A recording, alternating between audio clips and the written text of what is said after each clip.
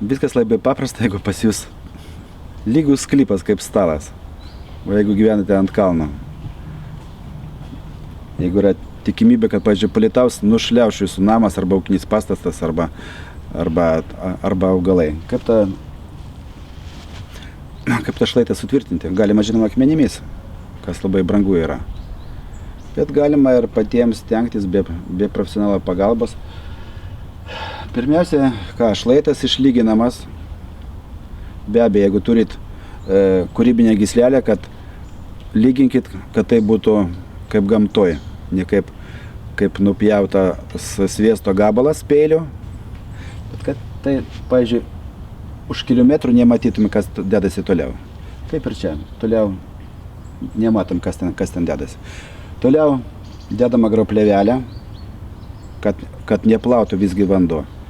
Ir iš lentų, pavyzdžiui, 10 cm pločio, 20 storio, kalami tokie koriai. Ir paskui tie koriai užpildomi žemėm. Žinoma, paprasčiausiai būtų, jeigu tai yra saulėta vieta, užsėti žolę.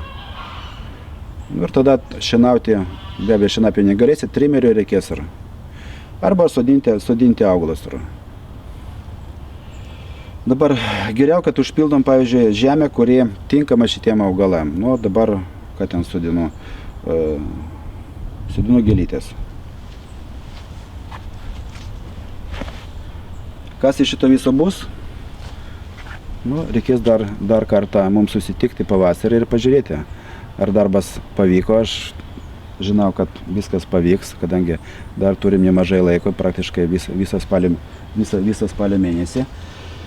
Nu ir tiek, kas matys, tikrai bus ir patenkinti ir maloniai nustebinti, ir kas pavyko padaryti iš to baisaus šlaito.